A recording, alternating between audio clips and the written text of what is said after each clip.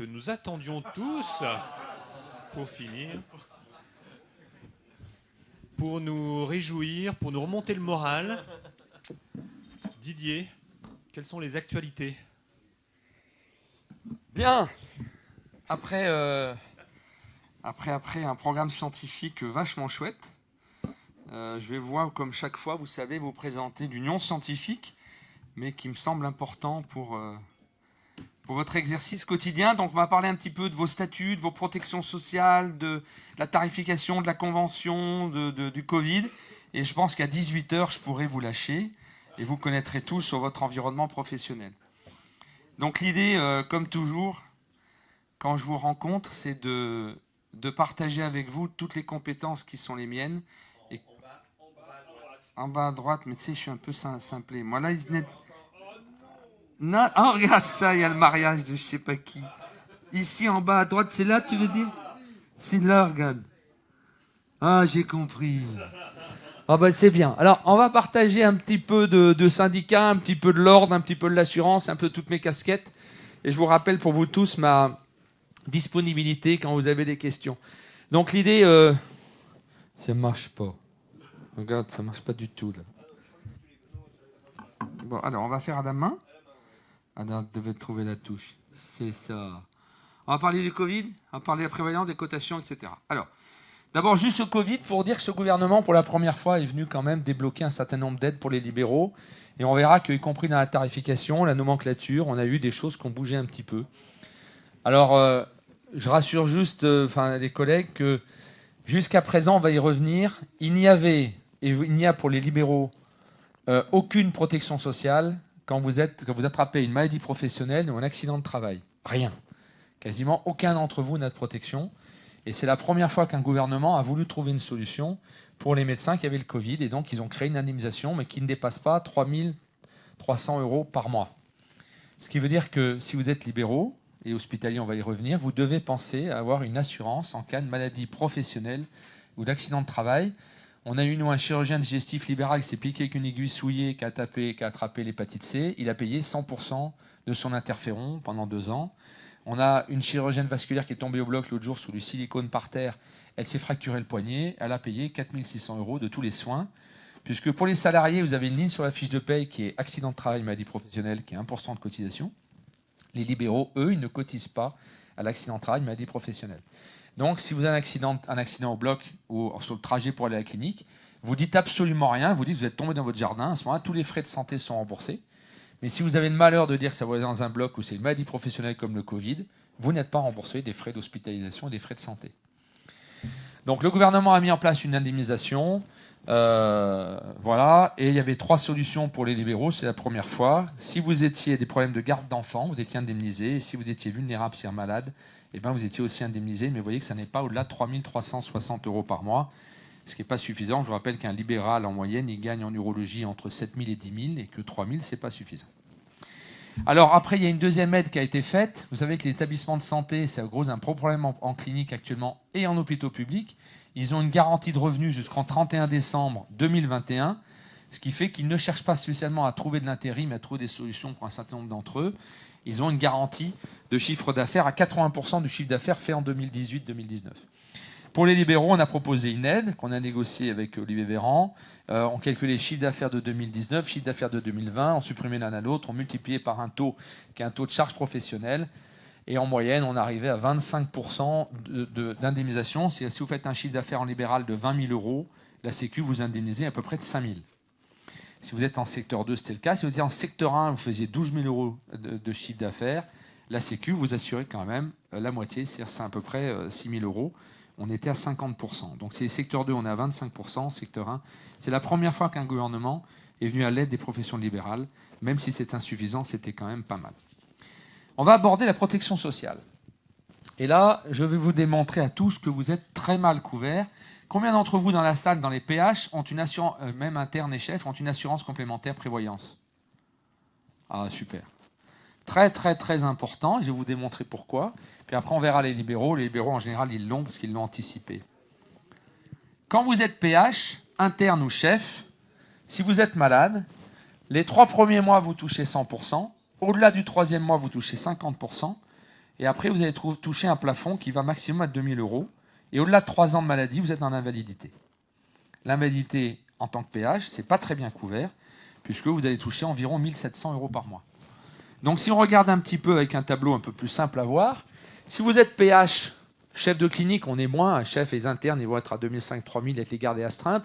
Un PH qui tourne avec garde et astreintes, je ne parle pas des PH qui ont un secteur libéral statutaire, c'est encore autre chose, on va avec les libéraux. Et bien notre PH, les 3 premiers mois en arrêt de travail, s'il a un cancer, une maladie grave, il va faire plus. 3 mois, il est payé 100%, donc pas de souci. Au-delà de 3 mois, il va tomber très vite à 55. Et au-delà d'1 an, il va s'effondrer. Et au-delà de 3 ans, le PH, il va toucher en gros 1 000 euros par mois. Ce qui veut dire que si vous ne prévoyez pas une assurance complémentaire et que vous êtes malade en tant que PH, interne ou chef, jeune, et que vous avez une maladie malheureusement très grave et vous ne pouvez pas reprendre le boulot, eh ben, ça veut dire que très vite, au bout de 3 ans, vous n'avez plus que 1 000 ou 1 200 euros par mois pour couvrir les études des enfants, la famille, le loyer et tout ce qu'il faut.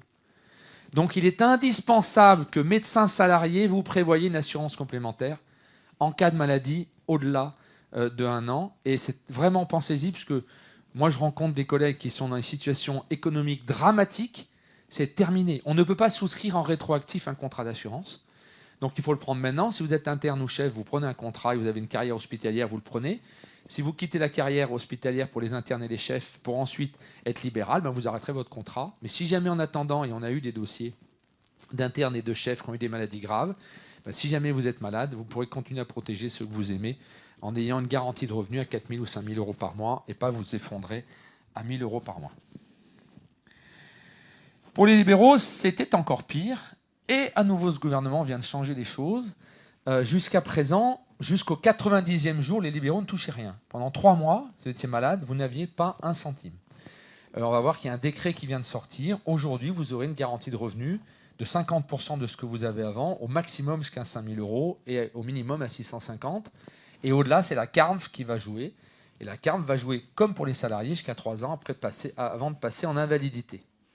L'invalidité, c'est au-delà de 3 ans, mais vous verrez là aussi, pour les libéraux, est-ce que vous avez tous une prévoyance complémentaire de la CARMF pour ceux qui sont là? Ouais. Ceux qui sont PH, secteur libéral statutaire, est-ce que vous avez prévu une prévoyance complémentaire? Voilà, il faut le faire. Parce que au-delà de 3 ans, vous n'aurez que 2 000 euros par mois un libéral. Je vous le dis qu'un urologue libéral, il gagne entre 7 000 et 10 000. Il va tomber à 2 000 euros s'il est malade. Donc il faut prendre de la prévoyance complémentaire en cas d'arrêt maladie qui dure. Et puis en cas de décès, là aussi, alors les PH, en cas de décès, il y a presque 1 an de salaire avant 60 ans. Donc il y a quand même une enveloppe qui fait 60 000 à 80 000, même plus. Mais si les PH meurent au-delà de 60 ans, la famille ne touche plus que 20 000 euros. Donc là aussi, il est important de prévoir un capital décès avec une assurance pour les PH. C'est vrai aussi pour les libéraux. Il y a une rente, vous voyez, pour le conjoint survivant, quelles que soient les cotisations que vous payez, le conjoint, votre époux survivant, votre épouse va toucher 1 000 euros par mois, pas plus. Donc il faut prévoir là aussi, en cas de décès, une rente plus importante pour protéger sa famille. Et puis je le redis, en cas d'accident de travail, aujourd'hui, ou de maladie professionnelle, les frais de santé ne sont pas couverts par vos cotisations Sécu. La prévoyance fonctionne, donc le garantie de revenu, mais les frais de santé non, donc il est important de prendre une option d'assurance. Très peu de compagnies la proposent. Et puis attention aux frais pro. C'est très vrai pour les libéraux, c'est quasiment pas vrai pour les PH secteur libéral statutaire qui ont des frais pro qui sont un pourcentage de ce qu'ils touchent, donc c'est pas tellement gênant. Mais si vous mettez un libéral qui gagne en moyenne, allez, on va prendre un urologue, il gagne 8 000 euros par mois. C'est son revenu à lui. S'il prend une prévoyance pour lui garantir un revenu à 7 000, il a donc 7 000 de garantie de revenu tous les mois. Mais s'il n'a pas prévu le salaire de la secrétaire, le loyer, le remboursement de la voiture, il va se retrouver avec 5 000 euros de frais de cabinet, salaire de la secrétaire, salaire de l'aide opératoire, qui même si c'est en arrêt de travail, elle dépend de lui, le salaire de la voiture, le loyer. S'il n'a pas prévu en plus une prévoyance pour les frais professionnels, alors il va payer sur les 7 000 euros que l'assurance prévoyance personnelle lui assure en revenu, il va devoir payer 5 000 euros de frais professionnels, il lui reste 2 000. Donc quand on est un libéral averti, on prévoit une prévoyance en cas de maladie pour ses revenus personnels et une prévoyance multirisque professionnelle et prise en charge des frais professionnels avec une cotisation supplémentaire, mais ce qui fait que même si vous êtes malade, la secrétaire sera payée, le loyer sera payé, la voiture sera payée, et tous les frais annexes seront payés, donc vous n'avez pas de difficultés financières. Et il faut y penser, certains commerciaux de certaines compagnies d'assurance vont uniquement faire prendre une prévoyance de garantie de revenus pour vous, sans prévoir une prévoyance de garantie de revenus professionnels pour les frais professionnels. Donc il faut là aussi y penser. Voilà, ça c'est un libéral. Jusqu'à présent, c'était comme ça. Si notre libéral il gagne 7 500 € par mois, les 3 premiers mois, il ne gagne rien du tout. Alors pour certains d'entre vous qui sont en CEL ou en SCP, en CELARL avec plusieurs collègues ou en SCP plusieurs collègues, souvent la garantie des revenus de 3 mois est validée par une espèce de garantie de groupe. Aujourd'hui, je pense qu'il est plus prudent de l'assurer. On rentre dans des gros groupes, c'est peut-être mieux que le groupe s'assure. Et le libéral, au-delà, vous voyez qu'au bout de 3 ans, le libéral, il touche quasiment rien de la CARM s'il n'a pas prévu une assurance complémentaire. Les collègues libéraux qui sont malades sur des maladies graves, leurs revenus s'effondrent. Et on en a un certain nombre qui ensuite vont appeler le Conseil de l'ordre à la commission d'entraide ou la région, du Conseil régional de l'ordre des médecins pour chercher de l'entraide. Mais l'entraide ne pourra jamais combler les 6 000 € qui leur manquent pour leur famille. Voilà, donc la réforme est passée au 1er juillet 2011. À partir d'aujourd'hui, c'est la première fois, les libéraux sont calés sur les autres. Tous les professionnels libéraux nous ont rejoints, sauf les avocats. Je n'ai pas d'explication, il n'y a que les avocats qui sont mis en dehors. À partir du 4e jour, on va toucher des revenus. La cotisation est très faible, c'est 50 € minimum. Et puis, ça va monter à 370 € maximum, avec une garantie de revenus qui va monter jusqu'à 5 000 €, ce qui est plutôt intéressant, puisque les cotisations, c'est 50 € à 370 et les revenus vont jusqu'à 169 € par jour. Et quand on compte par jour, c'est dimanche, samedi, dimanche compris. Donc voilà, à peu près. Donc il reste ce qu'on appelle des trous dans la raquette. C'est-à-dire que si vous gagnez 9 000 € par mois, cette garantie, ça vous assurera que 5 000, mais c'est déjà pas mal. Donc il faut prévoir une assurance complémentaire. Mais jusqu'à aujourd'hui, il n'y avait rien du tout. Donc c'est même mieux que ce que la CARM proposait. Ça ne couvre pas les frais pro. Donc là aussi, on prévoit une assurance complémentaire pour les frais pro. Et puis, il n'y a pas de dépenses de santé. Et là, je vous l'ai déjà dit 2 fois, je ne répéterai pas. Il y a eu la convention, donc pour les plus jeunes, internes et chefs, la médecine libérale est régie par une convention nationale depuis 1970 avec les syndicats de médecins et la Caisse nationale d'assurance maladie qui négocient nos tarifs. Et dans nos tarifs, c'est elle qui négocie le prix de la consultation, on va y revenir, le prix de l'APC. Est-ce que les internes, vous savez ce que c'est qu'une APC ? Donc on va vous expliquer ce que c'est important. Et puis qui va négocier aussi le tarif des néphrectomies, des cystectomies dans la CCM qu'on est en train de retravailler sous l'autorité de notre ami et de notre maître François Richard. Alors, il y a eu un accord qui a été signé, un accord, on redonne aux libéraux 800 millions d'euros. C'est la première fois que dans une convention, et vous savez, je connais les conventions depuis 1970, on voit apparaître l'apparition d'une crise sanitaire et la volonté de donner plus de moyens aux professionnels de santé libéraux. Il faut dire que l'offre de soins en médecine libérale s'effondre et qu'ils veulent à tout prix trouver une solution pour nous maintenir. On voit apparaître, je pense qu'on n'est pas très nombreux à faire des visites à domicile. Moi, j'en fais pour les fins de vie. Je dis aux internes et aux chefs et aux libéraux, on peut aller faire des visites à domicile. Et c'est très enrichissant de voir dans quelles conditions les gens vivent à la maison. Et c'est très humainement très enrichissant. La visite à domicile, aujourd'hui, passe à 70 €. Elle était à 35. Le plombier étant à 250. On s'approche du plombier tout doucement et progressivement. C'est pas mal. Voilà, donc on aura des visites majorées.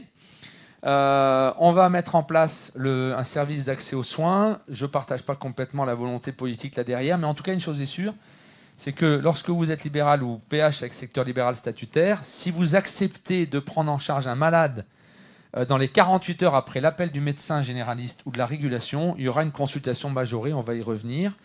Et puis, ils viennent de majorer de façon intéressante.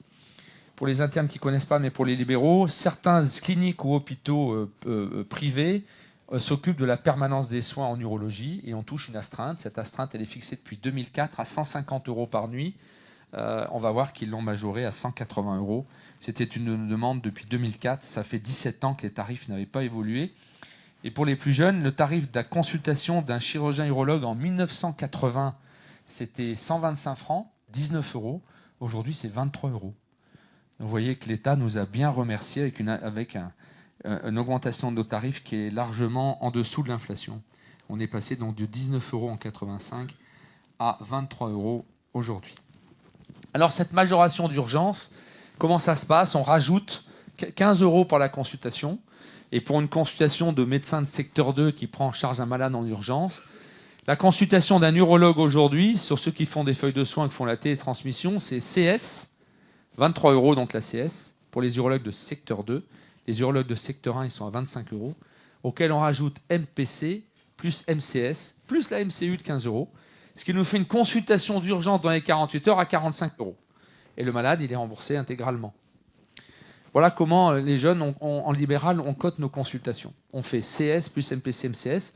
Si vous êtes que secteur 2 et que vous décidez de faire un dépassement d'honoraires, à ce moment-là, vous n'avez pas le droit à tout ça. Vous mettez juste votre consultation à CS à 70, 80 €. Le malade est remboursé sur une base de 23. L'APC, on va y revenir pour les plus jeunes. J'ai fait un peu exprès, ce sera un peu plus long. L'APC, c'est la demande de consultation à la demande d'un médecin généraliste. Ex-C2 pour les urologues un peu plus anciens. Le C2 étant devenu l'APC. L'APC, on peut prendre un APC pour un malade qu'on voit dans les 48 heures dans le cadre de la majoration d'urgence. Ça fera 50 €, tarif de remboursement Sécu, 80%, plus MCU, on est à 65. L'APU, c'est pour ceux d'entre nous qui sont universitaires. Patrons, ils ont une consultation universitaire, elle est à 69 €, plus les 15 €, on monte à 84. Ce qui veut dire que si un PH, secteur libéral statutaire, accepte de recevoir une urgence dans le cadre de sa consultation privée, il peut prendre 84 € en tarif opposable, sans dépassement d'honoraires. Je rappelle que nos patrons, à juste titre, ont droit à ce qu'on appelle le C3, qui est toujours valable. Donc, c'est pas qu'elle a payé à 69 €. Excusez-moi, j'ai rien dit. Et puis, pour la consultation en téléconsultation, vous mettez TC, qui est à 23 €, plus MPC, plus MCS, plus MCU, 45 € pour ceux qui font la téléconsultation. Mais qui doit être en vidéoconsultation, on y reviendra très rapidement. Voilà. On verra aussi, je vous donnerai les consultations complexes, très complexes. Est-ce que vous savez tous ce que c'est que la lettre O, la lettre U, la lettre F? Voilà. Ouf. T'as raison. Ouf. Alors, la lettre O, c'est une majoration pour les urologues libéraux qui doivent prendre en charge un malade en urgence qui est rentré moins de 6 heures avant, montée de son double J, torsion de testicules, piélo-obstructif, etc. Vous avez le droit à rajouter 80 € en journée. Si par contre c'est un malade qui va rentrer et que vous opérez entre 20h et minuit, vous prenez 50 € de majoration. Si c'est entre minuit et 8h du matin, c'est 80 €. Donc on met notre acte sur la feuille de soins et on rajoute S, F, U ou O. Et puis juste pour rappeler, là aussi pour les internes, pour vous former un petit peu, au début de la convention médicale, je ne sais pas si les anciens le savent, mais en 1970, quand il y a eu le premier accord entre la Caisse nationale d'assurance maladie et les médecins libéraux, pour les chirurgiens, on a dit une appendicite, c'est 50 consultations de médecins généralistes. Une néphrectomie élargie, c'est 120 consultations de médecins généralistes. Alors vous calculez vite, hein. La consultation de médecin généraliste, c'est 25 €. 120 fois 25 €, ça nous fait une néphrectomie à 2800 €. Est-ce que vous savez, les internes, aujourd'hui, combien est payé une néphrectomie en libéral? 2008, ce devrait être. Combien on est? Combien? On est à 535 € à peu près, avec le J. Donc on est à 500 €. Une néphrectomie élargie, une grosse, ça peut durer 3 heures. Le coût de l'entreprise urologique quand elle opère, c'est le cabinet qui tourne, 70 €. C'est l'aide opératoire, 36 €. Donc 3h30 au bloc opératoire, le malade posé sur table, puis sorti du bloc opératoire, ça vous coûte à l'entreprise libérale urologique environ 400 €. La Sécu vous en donne 500. Mais si la Sécu avait respecté 120 consultations de médecins généralistes fait une néphrectomie, on serait à 120 fois 25, on serait à 2800 € la néphrectomie. Plus besoin de faire de dépassement d'honoraires, plus rien. En 1975, la Sécu nous dit, moi je ne peux pas suivre, je ne sais pas si je rembourse 120 consultations à l'urologue ou si je rembourse une néphrectomie avec 120 SC, C étant la consultation. Donc ce qu'on propose, nous, la Sécu, en 1975, c'est qu'en fait, on va remplacer pour les actes opératoires la lettre C par la lettre K. Mais le K vaudra toujours le C. Donc au lieu de marquer 120 C, vous marquez 120 K. Et nous, Sécu, je sais qu'on vous rembourse des actes chirurgicaux. Le K, il est toujours à 1,92 €, comme depuis 1988, alors que le K devrait être à 25 €. Voilà, ça c'est pour l'histoire. Si vous êtes urologue et que vous allez en pleine nuit, je vous le dis aux libéraux, faire un acte à la clinique, vous avez le droit à des indemnités kilométriques et des indemnités de déplacement et indemnités kilométriques. Il faut le savoir si vous êtes loin de la clinique. Voilà, et puis on voit apparaître des majorations de régulation. Lorsque vous acceptez de prendre en charge un malade à la demande du SAMU ou dans le cadre de la permanence des soins à la demande des urgences, vous rajoutez des majorations. Je vous laisse prendre en photo la CRN, la CRM, la CRD, des consultations de nuit, des consultations de jour, des consultations de dimanche et de jours fériés, qui amènent la consultation à 72 €, ce qui change des 23 du départ. Mais la Sécu nous rappelle que si vous voyez une consultation de nuit, il faut que l'appel ait eu lieu après 19 h. Mais si le malade appelle à 18h30, vous le voyez à 20 h, c'est plus de la majoration de nuit. Il fallait qu'il appelle à 19h02 ou 19h03, mais pas après. Alors pour les gardes et astreintes, il y a certains libéraux qui sont de garde dans les cliniques, très peu. Beaucoup d'urologues sont surtout d'astreinte pour les cliniques. On passe donc de 150 € à 180 €, l'astreinte payée par l'Agence régionale de santé directement via le tarif de la clinique. J'avance. Bon, ils ont décidé de majorer, j'avance, l'avis de consultation. La téléconsultation devrait être majorée. On saute, et puis il y aura des aides à l'informatisation de nos cabinets. Un peu d'histoire et un peu de formation. Je vais vous faire un petit peu des notions de base sur les consultations, etc. Juste vous dire que la consultation aujourd'hui d'un urologue de secteur 2, c'est 23 €, d'un urologue secteur 1, c'est 25 €, et que c'est le tarif aujourd'hui des sages-femmes. Et que la consultation d'un médecin généraliste, c'est 25, et que les urologues secteur 2, c'est 23, donc on est payé moins qu'un médecin généraliste ou qu'une sage-femme. Voilà. Si vous prenez en charge dans le cadre des consultations complexes, un couple qui vient pour le cadre de la stérilité, vous avez le droit à côté CS plus MCS plus MPC plus MCX, 46 €. Si vous avez un patient qui vient en insuffisance rénale chronique dans le cadre d'un bilan de pré-greffe rénale, vous avez le droit à une consultation très complexe, CS plus MCS plus MPC plus MTX, 60 €. Voilà. Et puis lorsque vous avez une consultation d'information pour le cancer, vous avez le droit en secteur 1 uniquement, CS plus MCS plus MPC plus MTX, 60 €. Voilà comment ça se passe avec la Sécu. Oui, c'est MIS, celle-là, pardon. Ouais, merci, mais c'est rare que j'ai des professionnels dans la salle. Ouf, Olivier est là. MIS. Ouais. MIS, pardon. Alors, on va revoir un petit peu, lorsque vous êtes des libéraux, lorsque vous hospitalisez un malade et que vous l'opérez, tous les soins, si c'est un acte avec uniquement en ambulatoire, les 10 jours de soins sont prévus. Et si c'est un acte avec hospitalisation, les 20 jours derrière. Donc si vous le revoyez en consultation post-opératoire, il faut que ce soit le 21e jour, sinon la consultation post-opératoire est prévue dans le tarif. Voilà. Si vous avez une deuxième intervention, on repart sur les 10 jours et les 20 jours et ne peuvent facturer des honoraires que d'autres praticiens de spécialités différentes. Certains urologues m'appellent et disent, voilà, nous on a opéré, mais c'est un copain qui va voir le malade tous les jours, est-ce qu'on peut prendre des actes? Non, non, non.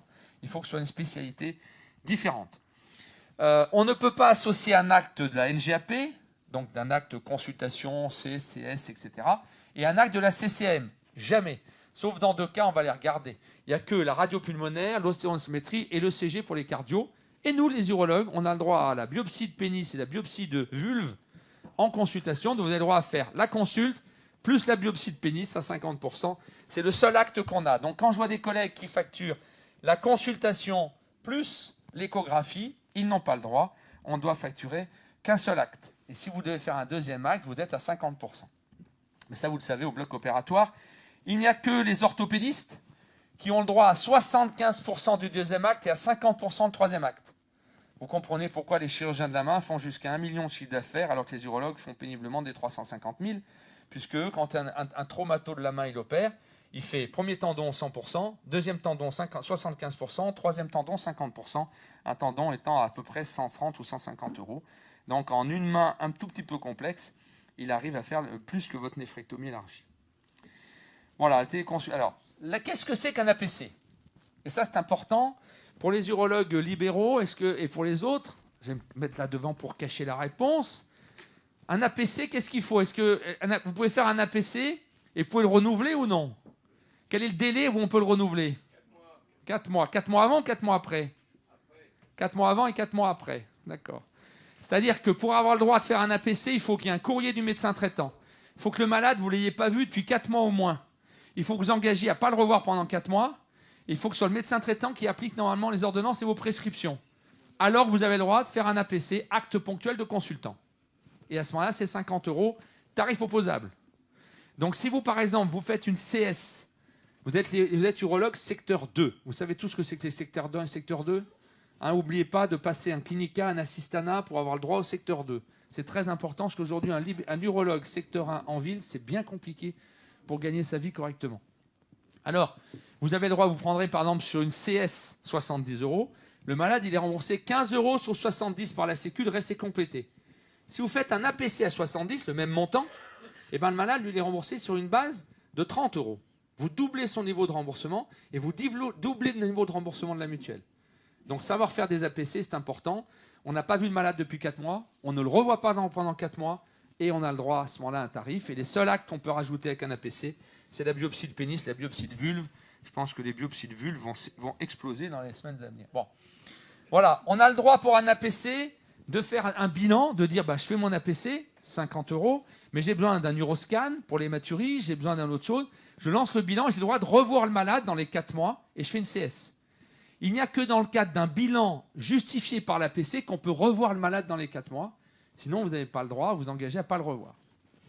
Voilà, donc vous avez le droit de lancer à travers votre APC un bilan qui va durer. Et puis les chirurgiens, on est les seuls spécialistes à avoir le droit de faire un APC, une intervention chirurgicale et une CS pour revoir le malade. Les autres spécialités n'ont pas le droit de faire un APC et un acte derrière, nous sommes les seuls. Voilà, les médecins généralistes peuvent venir au bloc opératoire. Je le dis parce que beaucoup d'entre vous ne le savent pas. Si un médecin généraliste vient au bloc, il a une rémunération pour assister à l'intervention chirurgicale. Il faut juste ne pas oublier de marquer dans le compte-rendu opératoire. Et il peut prendre une année de déplacement. Les honoraires de surveillance médicale. Vous êtes urologue libéraux, vous hospitalisez un malade pour une prostatite, pour une pyélonéphrite. Les libéraux ne le savent en général pas. Vous avez le droit à facturer C x 0,80, c'est-à-dire 23 € x 0,80. Vous avez 17 € par jour. Du 1er au 20e jour, puis vous tombez ensuite à C 23 € x 0,40, tombez à 8 € par jour, puis ensuite vous tombez à 5 € par jour. Donc ça, il faut le marquer sur le PMSI de la clinique, mais vous avez le droit donc à être payé pour une surveillance médicale pour les prostatites, les pyélonéphrite, les orchites, tout ce qui rentre en surveillance médicale. On a le droit de rajouter pour les urologues libéraux ou pour les PH avec un secteur libéral statutaire le 4Y. Lorsque vous faites une injection de produit de contraste, c'est 41,80 € et sans injection, c'est 19,29 €. Vous voyez que les prix sont précis. C'est-à-dire si vous faites une montée de sonde double J, vous avez l'acte de montée de sonde et vous avez le droit de rajouter les 4Y. Et pas sur 2. C'est bien la somme qui est rajoutée en totalité. Je ne sais pas si tous les urologues le savaient, mais c'est important, ça peut vous permettre de rajouter des ressources. N'hésitez pas à me joindre si vous avez des questions, quelles que soient vos questions, médico-légales, juridiques, déontologiques, cotation sécu. Si vous avez des questions, j'y réponds avec plaisir. Merci de votre attention.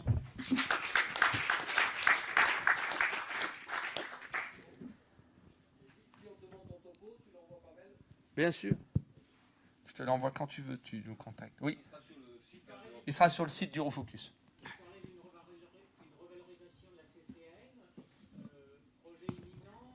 Alors, la CCM, pour les plus jeunes qui ne connaissent pas, à la fin des années 90, on a demandé à tous les médecins. Avant, on était donc, je vous l'ai dit, en cotation K.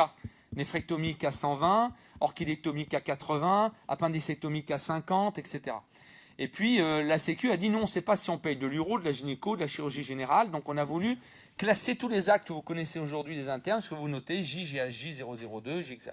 Tous les actes sont cotés. Et on avait prévu de valoriser la chirurgie.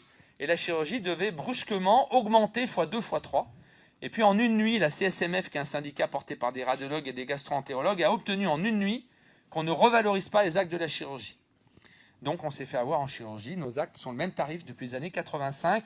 Il y a eu des toutes petites majorations, mais chaque fois qu'ils ont majoré, par exemple, la néphrectomie, qui devrait être aujourd'hui à KC 120, c'est-à-dire à 300 €, qui est quand même à 500, ils ont baissé la circoncision, ils ont baissé l'hydrocèle de 1 ou 2 €. On fait plus d'hydrocèle que de néphrectomie, et du coup, ils ont récupéré le bilan économique. On a demandé à François Richard, cette année, de travailler sur la hiérarchisation de la CCM. Il ne va pas travailler sur le tarif, il va travailler sur la hiérarchisation. Et donc, il devrait, normalement, avec toutes les spécialités, tous les CNPU, etc., et l'urologie va y participer de façon très proche, vous en doutez, reclasser toute la chirurgie. Par exemple, est-il normal qu'une néphrectomie, ça vaille aujourd'hui 2 cataractes? Ben non. Une néphrectomie, ça vaut au moins 5 ou 6 cataractes. Donc le travail de François Richard, ça va être de classer les actes de chirurgie. C'est un travail très difficile. Et de mettre une espèce d'échelle de hiérarchisation des actes. François Richard, on s'est beaucoup entretenu avant. On a négocié qu'il n'y ait pas dans le travail de François Richard la tarification des actes. Parce que c'est un travail plutôt syndical que technique et que François ne voulait pas être le fusible de la refonte de la tarification. L'idée, c'est qu'on travaille sur la hiérarchisation et derrière, on pourra enfin travailler sur la tarification par rapport à la difficulté de la chirurgie, par rapport à l'enjeu des actes prévus. Et je pense que c'est plus intelligent qu'une simple négociation tarifaire. Oui, mais alors pour la CCM, quand elle est sortie, j'ai suivi ça de près parce que j'ai trouvé ça fabuleux. Ils avaient mis une cotation de niveau de difficulté. Avec un point de travail. Avec le point de travail, ouais. Et ce que je connaissais, parce que je faisais à la fois chirurgie digestive dans les gardes et je faisais l'urologie, la hiérarchisation, parce qu'il y avait des points en face de chaque intervention, elle était déjà faite, elle était fabuleusement vraie. Oui. Elle collait à la réalité de terrain. Et ce que tu disais là, de le sentiment que ceux qui n'ont pas voulu parce qu'ils étaient sous-hiérarchisés et que si les sous-suivaient, notamment les gastro-entérologues, ils se retrouvaient avec des chiffres d'affaires bien plus bas. Est-ce que ça ne va pas refaire la même chose? Alors, c'est possible, c'est tout à fait possible. Après, la nécessité de la CCM, c'est qu'il y a plein d'actes qui n'existent pas aujourd'hui dans la CCM et qu'il fallait, dans toutes les spécialités, créer des actes. Et la volonté de François Richard, avec le soutien du gouvernement là-dessus, c'est d'accélérer les procédures de création de nouveaux actes. Donc, comme c'était ça la demande, on en profite pour repasser derrière le fait qu'il est nécessaire d'hiérarchiser. Et j'espère qu'on obtiendra gain de cause, puisque, et j'en reviens sur, c'est Xavier qui en parlait tout à l'heure, souvent quand j'interviens à l'affût ou en séance, je vous dis attention. Attention à que certains d'entre nous brillants ne deviennent pas effectivement des justifications, par exemple, pour dire que toutes les prostatectomies radicales doivent être en ambulatoire. Et la difficulté, c'est de ne jamais oublier, je le dis souvent à l'affût, de ne pas laisser une partie de notre élite, dont tu fais partie pour l'adénome de prostate, donner des références qui sont fausses. On n'aura pas tous le niveau de Xavier, on n'aura pas tous le niveau de ceux qui font de la prostate radicale en un jour ou deux, dans toute la France au même moment. Et mon inquiétude à moi, en tant que syndicaliste, pour vous protéger, c'est de dire, attention, on va suivre les plus brillants d'entre nous, mais ne considérez pas que la durée moyenne de séjour d'une prostatectomie radicale, c'est 1 jour, ou que l'adénome de prostate au laser, c'est 1 jour. Certains le font, mais ce n'est pas la moyenne. Il faut faire très attention à ça pour ne pas se dire, puisque c'est maintenant en 1 jour, ça n'acte de rien du tout. Nous, on se dit, puisqu'on le fait en 1 jour, on va négocier que le GHS économisé revienne dans la caisse de l'urologue qui, grâce à son niveau technique hors du commun, arrive à le faire en 1 jour. Mais ce n'est pas comme ça que ça se passe. L'enveloppe GHS, c'est une chose, les honoraires de l'urologue, c'en est une autre, et il n'y a pas de lien direct entre les deux. Niveau technique et environnement, parce qu'il y a aussi l'environnement. C'est sûr, moi, quand je vois les prostatectomies radicales, alors on a eu, nous, un ou deux sinistres sur des prostatectomies radicales faites en ambulatoire, avec des difficultés, parce que quand vous êtes précurseur, et tu viens de le dire, c'est l'environnement. Il ne s'agit pas de se contenter de dire le malade sort le jour même, c'est génial. Mais s'il habite à 80 km, c'est pas pareil. Si vous n'avez pas formé les infirmières qui peuvent être joignables, et si vous n'êtes pas joignable, parce qu'on a un certain nombre de collègues qui coupent leur téléphone portable le soir à 18h. C'est pas mon problème. Voilà. Et moi, je leur dis non, vous devez rester joignable. Surtout si vous faites, comme François Leclerc à Grenoble, des prostates radicales sorties le jour même, sans redon, sans rien, etc. Alors il a organisé derrière toute une organisation avec des infirmières, des outils peut-être qui permettront des contacts beaucoup plus rapides. Mais il faut faire très très très attention de ne pas vouloir aller trop vite et de ne pas emmener du coup toute la profession dans des pratiques qui ne sont pas reproductibles pour le moment à cause de l'environnement ou à cause du niveau technique extraordinaire que vous avez acquis dans un domaine. Est-ce qu'il y a d'autres questions à poser à Didier? Oui, non? Il y en a une là. Oui. Concernant l'assurance complémentaire, quel est le pourcentage de médecins qui se retrouvent en invalidité plus de 3 ans? Alors, je dirais, quel est le pourcentage de passagers de voiture qui se retrouvent tétraplégiques après un accident de voiture? C'est très rare. Mais ne prenez pas le risque. C'est-à-dire que là, je change de casquette du côté assurance. On a eu cette année un orthopédiste qui nous a contacté. Il n'a pas d'assurance RCP. Et on a eu un urologue qui nous a contacté, pas d'assurance RCP, il a une plainte pénale et une procédure judiciaire. Le risque qu'il en ait une était très faible. N'empêche que là, il est tout seul. L'obligation d'assurance RCP, c'est obligatoire, c'est 75 000 € d'amende et 1 an d'emprisonnement. Il n'y a pas d'obligation sur l'assurance prévoyance. Mais tu mets ton assurance prévoyance en frais professionnels, soit tu te dis, j'ai personnellement de côté 2 millions d'euros, je ne prends pas d'assurance prévoyance, et tu as raison, mais l'assurance prévoyance qui va t'assurer pendant éventuellement jusqu'à l'âge de ta... Alors, plus on vieillit, moins on peut la justifier. À 63 ans, est-ce que c'est utile que j'ai une assurance prévoyance me garantissant 7 000 euros de revenus alors que je suis retraité dans 3 ans. Dans 3 ans, c'est ma retraite. Et que j'ai personnellement de côté, mettons, 700 000 euros. Tu peux rater ta prévoyance. D'accord, mais la prévoyance, elle est quand même en frais professionnels. Une prévoyance moyenne, ça te coûte entre 3 500 et 6 000 euros par an en frais professionnels. Mais quand tu es jeune médecin, alors les internes et chefs, aujourd'hui, si par exemple, ils n'ont pas d'assurance, et que brusquement, s'ils sont malades au-delà de 3 ans, on en a eu un ou deux qui ont des maladies graves, ils ne toucheront que l'allocation adulte handicapé, c'est-à-dire 1 000 euros par mois jusqu'à leur mort. Donc ça, c'est quand même dommage pour un jeune de ne pas prévoir cette assurance. Par contre, quand tu as de la bouteille ou tu as des ressources personnelles, tu n'as pas besoin de prévoyance. Mais faites attention, c'est une assurance qui n'est pas très chère. Et en cas de pépin grave, et on envoie à l'ordre avec Jean-Luc des gens qui nous appellent en disant je ne peux pas reprendre le boulot, qu'est-ce que je fais? Tu n'as pas d'assurance, tu n'as rien, tu n'auras que l'entraide des copains. Deuxième remarque très importante sur vos contrats, faites très attention en cas d'invalidité. Il y a des contrats qui sont des contrats généraux, qui est l'invalidité sécu. Je perds un pouce, je perds l'index, l'invalidité sécu c'est 10%. Donc tous les contrats prévoyance vont dire que vous n'êtes pas en invalidité totale. Vous êtes invalide à 10%, vous avez donc 90% d'activité professionnelle normale. Et puis vous avez les assureurs spécialisés qui vous disent vous perdez le pouce et l'index, alors vous avez 100% d'invalidité professionnelle parce qu'un urologue sans son pouce et sans son index ne peut pas travailler. Souvent, certains jeunes me disent est-ce que je dois assurer mes mains? On n'assure pas ses mains. On prend un contrat de prévoyance qui fait que si on perd son pouce, on a invalidité professionnelle à 100%. Si on a pris un contrat pas cher auprès de sa banque, Crédit Mutuel, BNP, une bonne prévoyance, qui elle a des critères d'invalidité sécu, elle considérera que perdre le pouce et l'index, ce n'est pas 100%. Deuxième chose, surtout pour les jeunes, un grand nombre d'entre vous font du parapente, de la plongée sous-marine, du ski hors piste. Beaucoup de contrats prévoyance, c'est une exclusion. Il y a aussi des contrats prévoyance qui excluent le burn-out et qui excluent les maladies du dos. Donc quand on prend un contrat prévoyance, et là j'ai récemment un de mes amis médecins qui a un cancer pulmonaire très grave avec des métastases, donc tu vois, il rentre dans cette case d'invalidité, il ne reprendra pas le boulot, il a 50 ans, il a un des contrats, et il a vu que la seule chose qui était assurée dans son contrat de prévoyance d'emprunt bancaire, c'était le décès. Il n'a pas vu. Donc faites bien attention de bien lire vos contrats ou de faire appel à des professionnels du monde de la santé qui vous proposeront des contrats adaptés à notre profession. Oui, le sport en compétition peut être une exclusion, sauf le ping-pong. Donc j'exagère, il y a des sports qui sont interdits. Donc faites très attention aux exclusions. Le parapente, il est exclu, mais pas assurable. Le parapente, ça, il y en a des contrats qui l'assurent. Ça vient de bouger, ouais. Parce qu'en fait, les sports nouveaux dangereux, le base jump, ce ne sera jamais assuré. Hein. Parce qu'aujourd'hui, on a les séries sur les base jump. On sait que si tu fais du base jump plus de 10 ans, tu as 50% de chance d'y rester. Mais le parapente a été au départ très... Ils ont pris la sinistralité du delta pour considérer que ce serait la sinistralité du parapente. Et en fait, ce n'est pas la même sinistralité. Les assureurs, on travaille avec ce qu'on appelle des actuaires. Les actuaires, ils nous analysent un risque et ils font des prévisions. Quand c'est un risque nouveau, ils font une prévision en fonction des risques qu'ils connaissent. Okay. Donc à ce moment-là, ils ont surévalué pour le parapente et aujourd'hui, on se rend compte que le parapente, il n'y a pas beaucoup plus de sinistralité que d'autres sports. Donc ça baisse un peu. Il tombe moins vite qu'avant. Ouais. Voilà. Merci beaucoup Didier. Je pense qu'on va conclure.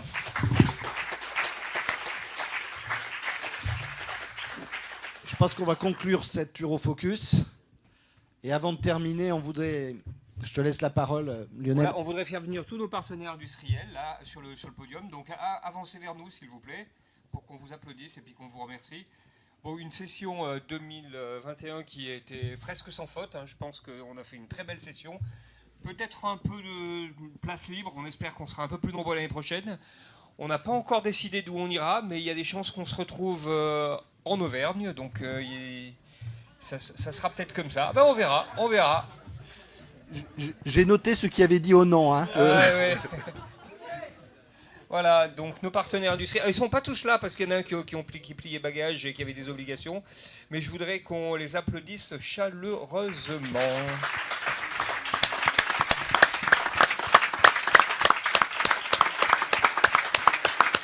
Voilà. Merci à vous, parce que sans vous, on aurait beaucoup de difficultés à faire vivre cet événement qui est quand même pas mal. Et puis une dernière personne que je voudrais qu'on applaudisse, c'est Marie-Pierre, parce qu'elle l'organise chaque année. Elle y passe beaucoup de temps. Et on vous souhaite un bon retour à domicile. Soyez prudents. Et prenez soin de vous. Un petit lunch prévu. Ouais. Et merci à tous et à toutes. Et à l'année prochaine. faudra peut-être faire un sondage d'opinion. Mais